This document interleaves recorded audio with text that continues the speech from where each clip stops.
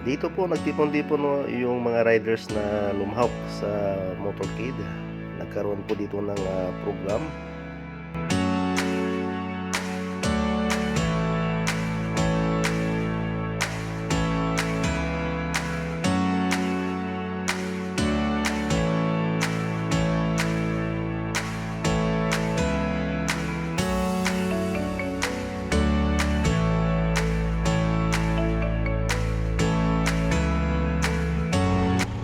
Sa Manukan area na tayo. Dito naglagay ng checkpoint, no, para maiwasan yung mga nagkakaroon dito ng restock ng motorcycle.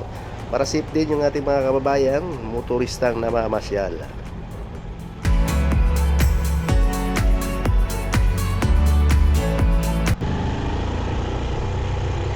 Good morning Luzon, Visayas at Mindanao, lalo na sa mga kababayan nating OFW, mabuhay po tayo.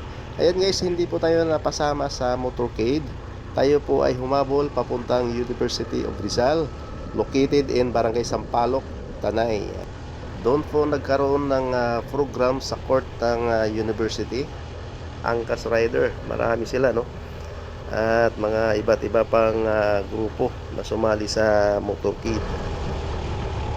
Make Marilaki road safe again, mga kababayan. Gustuhan ko yung lugar nito dahil walang gaanong sasakyan, safe po dumaan dito. At ingat lang, isa lang, ingat lang tayo dito pag tayo ay nagra-ride. At ito dahil malamig ang klima at marami rin ditong mga makakainan dito, lalo na yung mga campsite. Marami po rito mga campsite na magkatabi-tabi lang.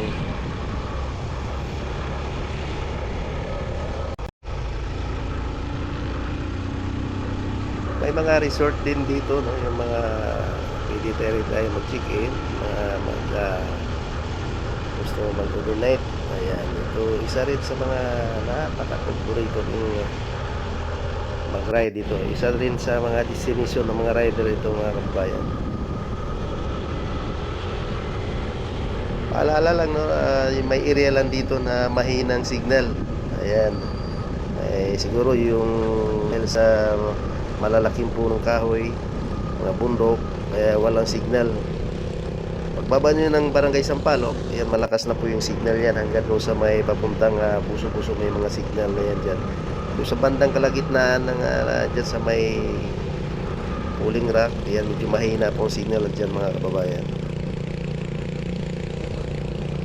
At may napapansin tayo dito, no? May bumabiyahe rin pala dito na jeep na nanggagaling ito sa Kugyo, from Kugyo to Barangay Sampaloc, kaya lang madalang siya, no?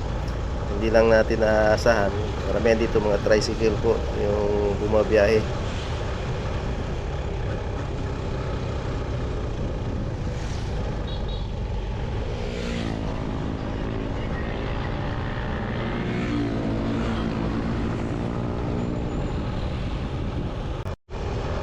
Pag kayo nagawi dito sa Marilaki Highway, mabilis lang talaga ang biyahe. Compare mo dun sa Metro Manila, napaka-traffic.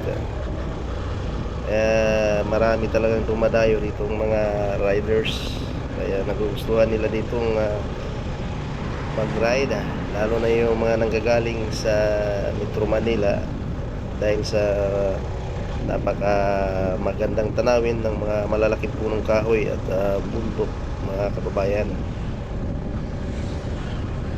Maganda yung kalsada, makinis, smooth na yung takbo natin ngayon, no? Maganda rin ang panahon.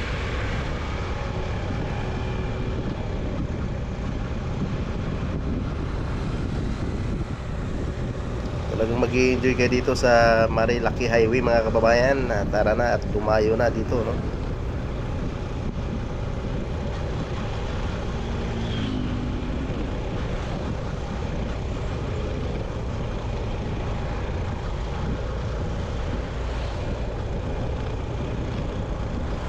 Andito sa roadside, may napapansin tayong mga nagtitinda ng mga merienda, mga kain, mga coffee lover dyan. Yan, sa roadside lang sila.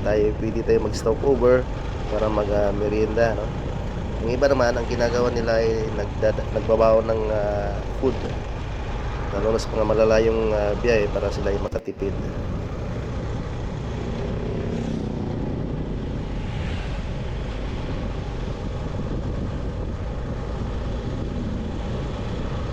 Sariwang hangin talaga, wala kang malalangap na maitim na usok dito.